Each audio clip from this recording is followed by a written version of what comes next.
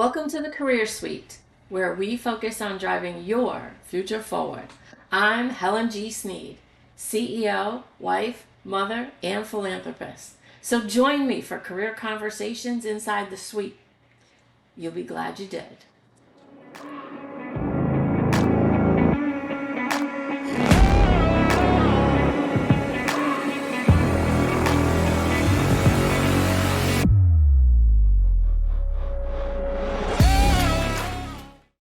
Ready to drive your future forward? Then you're in the right place. Let's step inside the Career Suite, where career conversations begin with you. I do appreciate you every other week joining me inside the Career Suite. We're going to open today with an extremely common interview question. Tell me about yourself. Today we're going to help ensure that tell me about yourself doesn't turn into a disaster. These 4 words can often invoke anxiety even in the most polished professional.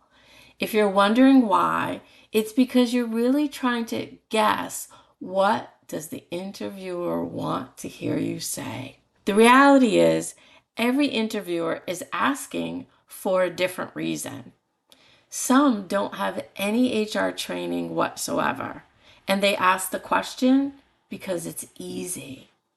Whoever is asking the question, they can dress it up, dress it down, make it sound very casual and laid back, but I'm here to tell you it's an official start to your interview. And you have the opportunity to drive it wherever you want to go. So let's place your hands on that steering wheel and drive your future forward. Here we go. Tell me about yourself.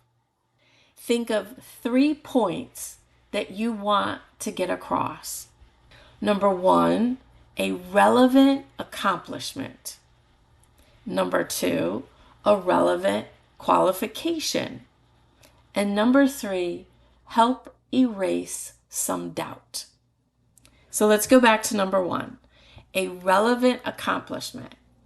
If you've listened to any of my previous podcasts, then you know that means you need to do a little research in order to know which one of your accomplishments, or 2, would be relevant for the specific job that you're interviewing for, which also means tell me about yourself is not a memorized response.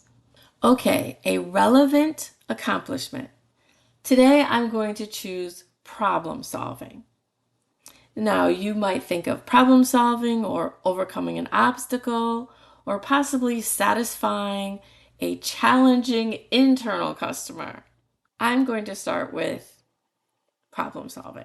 I'd like to open with one of my greatest accomplishments, problem solving. It happened during COVID. We needed to notify 24 people they were going to lose their jobs.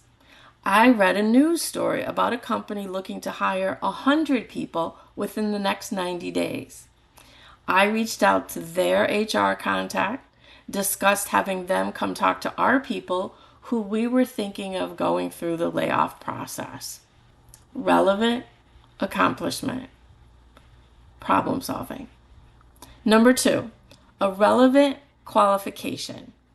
Here, I want you to get technical. Think of an example that you saved money, that with your technical skills, your digital skills, even your knowledge around AI, perhaps it saved the employer money, time, or resources. If you've ever been involved in moving a process from paper to digital, that's a winning qualification and relevant. Number 3, help erase doubt. Let's say you've managed projects and not people. This role that you're interviewing for has 2 direct reports. You have a pretty good feeling that they have a little doubt around your leadership skills. That's fair. Think about what you want from a leader and begin to discuss the importance of respect, asking open-ended questions to learn more about a person's thought process, and how leading by example can really inspire other people. Even if you haven't attended half a dozen leadership training courses, you can help minimize their doubt about your ability to lead people and projects.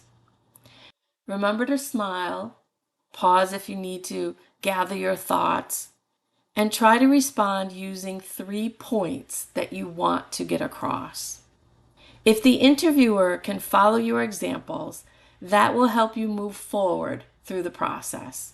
When people answer questions and they go off topic, they lose their place, and they simply don't answer what was asked, even a well-qualified candidate will reduce their chances of moving forward. Conclude your answer by briefly discussing your career goals and how this position aligns with your aspirations. Emphasize your eagerness to contribute to the company's success. And remember to keep your responses concise, focused, and relevant to the position that you're applying for. Practice your responses in the mirror and do your research. You want to sound confident. You want to seem natural at answering these questions. It's also possible you'll be asked, why do you want the job? Avoid sounding desperate. Don't discuss how long you've been searching for a job or how no one seems to be hiring or that the last interview ghosted you. And don't talk about starting as early as tomorrow. Leave all that at home. You want a written offer letter and 24 hours to think about it. Showcase your genuine interest and what motivated you to apply and how the job aligns with your career goals. Emphasize how you can add value and contribute to the company's success, which means you need to know what the company needs in order to be successful. Address a specific challenge, solve a problem they outlined in the job posting. And remember to communicate your responses with enthusiasm and confidence, and tailor your answers to showcase your unique strengths and motivations to help prove why you're the ideal candidate for the job. Make sure you have at least 3 questions ready to ask the interviewer or panel of interviewers. We'll save the details for episode number 8. I'll provide a list. We'll talk through some questions and we'll have fun doing it. For today, that wraps up this episode. Tell me about yourself. I'm always available via email at ceo@thecareersuite.com if you want to discuss mock interviews one-on-one. I'm Helen G. Sneed. Join me again in the Career Suite, where I promise to save you a seat. You'll be glad you did.